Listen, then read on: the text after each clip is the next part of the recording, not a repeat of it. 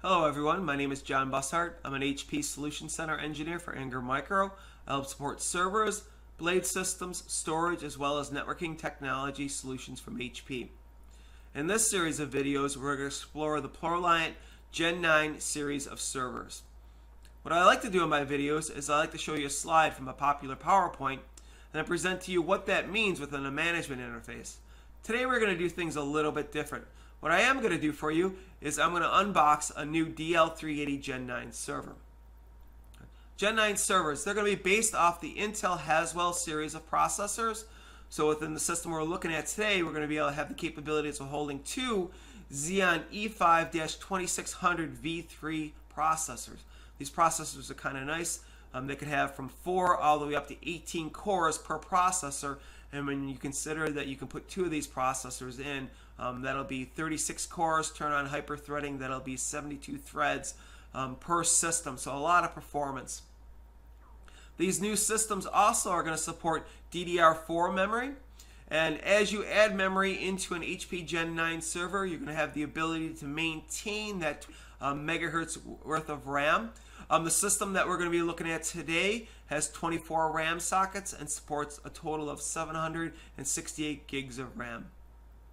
The system also has the capability of supporting 12 gig SAS drives.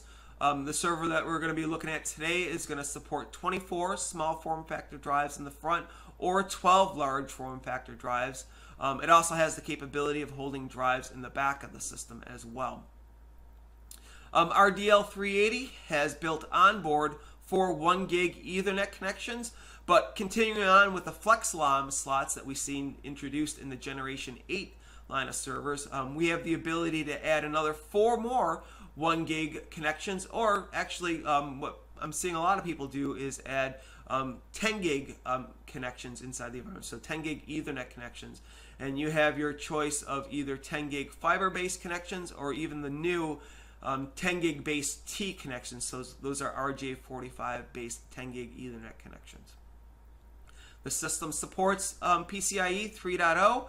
Our DL380 is going to be equipped with, naturally it'll be equipped with 3 PCI Express slots, but you have the ability to expand that out to 6 PCI Express slots if you want to. This system is built off the ILO 4 capabilities. This will be version 2 of the ILO 4 capabilities, so you can do things like federated ILO within this system. Also, we'll be looking at UEFI support within this system, so our BIOS will support that, or you could change the BIOS to support the legacy boot mode. But obviously, as we move forward, we'll be leaning more and more on UEFI inside our systems. So with that being said, let's unbox our server. Okay everyone, as you can see, this isn't a true unboxing video. I already have opened this up and looked inside, but I put everything back together, so this should be the experience that you get when you open up a DL380 Gen 9 server. So let's take a look.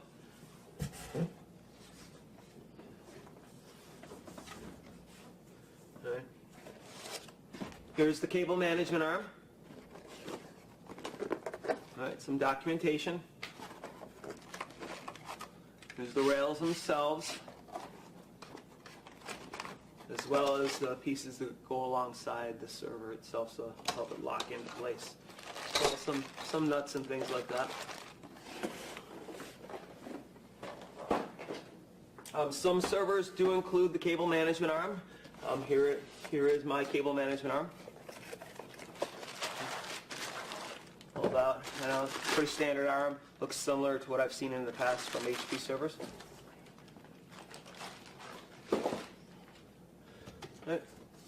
Over here is a bag that includes miscellaneous documentation and cabling. So again, this was a performance model, so I got a few things with this. So I got 2 power supplies. So I get 2 high voltage power cables, and these are the C13 to C14 power cables. I also received my license for ILO Advanced. And then of course I get some miscellaneous documentation as well as my Insight Management CD. Right, next pull out these two pieces of styrofoam. Now I have access to my server. One of the things I'd like to point out here is the information that you'll need to be able to try the Store Virtual VSA. It's a 1 terabyte license. If I remember, last time I had to go through this, I had to plug in the serial number from the server, and it gave me access to the license. Okay. So with that being said, let's pull out the system. Okay, I've taken out my server and I've placed it on its box. Some things I'd like to point out to you from the get-go is there are 2 USB ports on the front of it. There are 2.0 ports as well as a VGA port. So if you didn't want to plug this into a KVM switch, you could certainly have a crash cart with a keyboard, mouse, and monitor on it and plug into it through the front. There is a USB 3.0 port over here as well. Right next to it is your serial number. This system comes configured with an optical drive up front here, as well as 8 small form factor drive bays.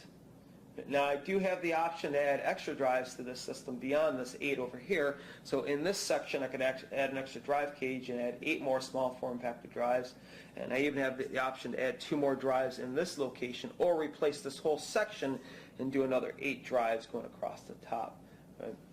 So that'd be 24 drives inside the system, and I even have options to put drives in the back of the system, 2 more in the back of the system, giving me a total of 26 small form factor drives. So I do have options for large form factor configurations as well, and those vary. I could have 4 large form factor drives across the front, right, or 12 large form factor drives across the front, but then it would cover up the entire front. Again, I wouldn't have the ability to do an optical drive. Even with large form factor drives, I have the ability to put some of those drives in the back as well. So a lot of options for being able to put hard drives inside this system.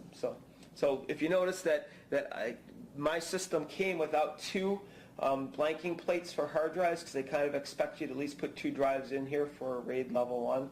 So let's take a look at the drives themselves. Right. So this is the new drive.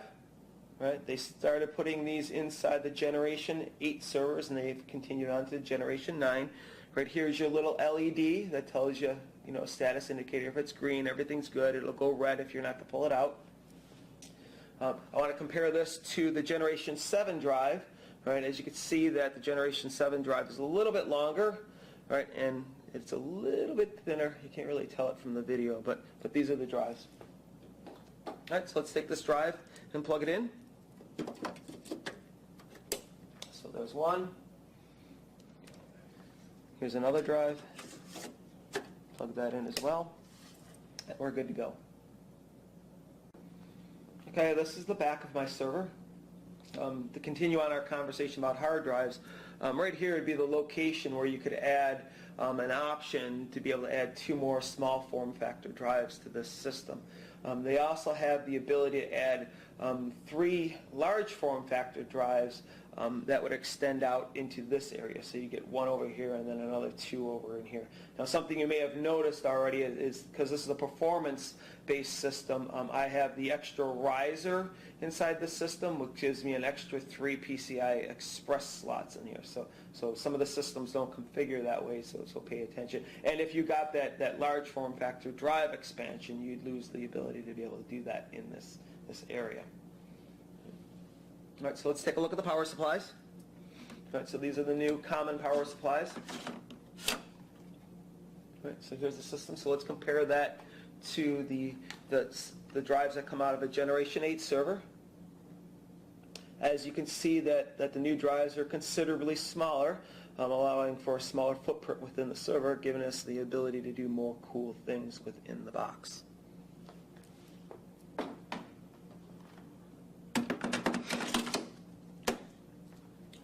The ports across the bottom. Here we have 2 more USB 3.0 ports. Our auto-bound management with ILO, and again remember we have the ILO Advanced license from this guy. I hope to create some videos and show you some of the functionality of that, as well as 4 1 gig connections and a VGA port. So a lot of the systems have been coming with, obviously, with the 4 1 gig connections here because they're integrated on the motherboard, but you have the ability to change out the flex LOM, which would be this area, into pretty much whatever you want. So this system here, because it's a performance model, comes with two 10 gig based T connections. So these would be RJ45 based 10 gig connections. Just make sure your cable supports that type of speed. But there's a variety of options. A lot of the pre-configured systems I've seen, again, have gone with these 4 1 gig ports as well as another 4 1 gig ports over in this area. All right, this is the top of our server. This is the front of the system. And this is the back of the system. Here's the little pull tab. You kind of pull that back a little bit. The case slides, the top slides back a little bit, and then we could take off our cover. I'm also going to remove the air baffle here so we can get a little bit better view inside the system. Anything inside this case that has a blue tab on it, that will be a cold pluggable device, toolless though, and anything with a port wine color, like the front of the hard drives, will be hot pluggable. So while this system was on, I could yank out a fan. That's what a fan looks like inside the system. Right, or if I needed, while the system was off, if I needed to remove the entire tray, I could pull that out like that. Some things to point out is over here is your micro SD card slot. So if you wanted to boot your VMware server from a micro SD card, you could certainly do that here. There's some USB ports as well as the shared battery for your RAID controller cache. Right, and that connects right to the motherboard. And that currently is supporting this RAID controller back here. Right, let's pop out a RAM module. So this is DDR4 based memory. And it might be tough to see on the video, but it is curved just a little bit on the bottom. And it bows just a little bit. That's the way DDR4 memory is being made. Pop that back in there. We'll take out our riser. This is our extra 3 PCI Express slots that we can add onto a system. Take that out and set it aside. These are the 3 PCI Express slots that come naturally with the system. Again, toolless removal.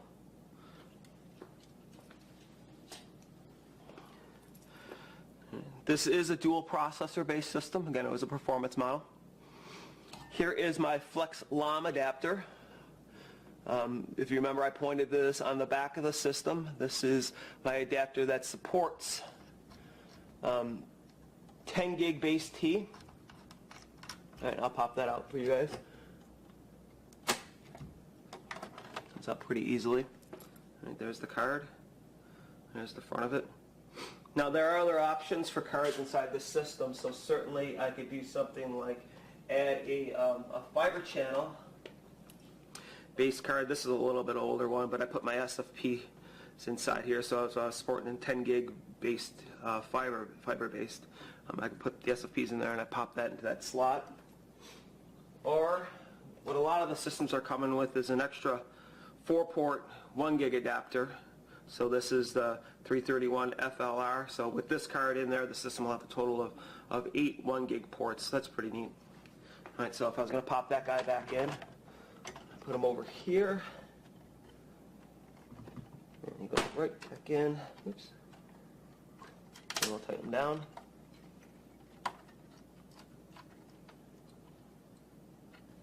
All right. So this here is an upgraded RAID controller. Again, it comes with the performance model. This is a 440AR smart array adapter. It comes out with 3 screws, 3 thumb screws, and there's 2 little rubber risers that are here. So we'll take this out real quick and I'll set those there. We'll pop this guy out. So again, this is a 440AR adapter. There are options currently for lower end adapters if you wanted to have them. Pop that guy back in there. Screw it down. Put in my 2 rubber risers. One goes there, the other one goes over here. We'll put back in my first PCI Express riser board.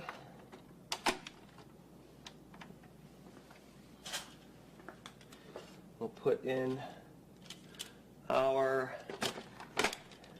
fan tray as well as the extra fan that I removed. Now I'll say with this riser, maybe I wanted to add an extra PCI Express card to this, so something like an MUX fiber channel adapter, which I have here. This is a 16 gig fiber channel MUX adapter, so I'll set this guy down here. Pop that out, and then we'll slip in our card. Lock it down, and then we'll slip it into the slot. Push it down, and don't forget to put your air baffle back on. Right. And then we can put our cover back on. So in this case, we disassembled and reassembled, or made upgrades to our system, and then put it all back together. Again, without any tools or anything, we were able to kind of do these upgrades or manipulate the server or take apart the server. Right. I hope to show you some more about the server. I'm going to do some installations on it and record those as well. But I hope you got a lot out of this video, and please stay tuned for more videos.